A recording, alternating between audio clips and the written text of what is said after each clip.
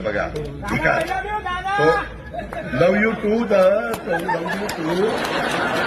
त्याच्यामध्ये मी आज तुम्हाला सांगतो मी कामाचा माणूस आहे पुन्हा पुन्हा सांगतो. अरे आगे बढ़ो तुम मेरे पीछे आओ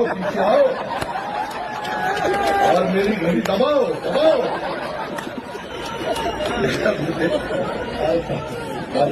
मला पुढे जायचं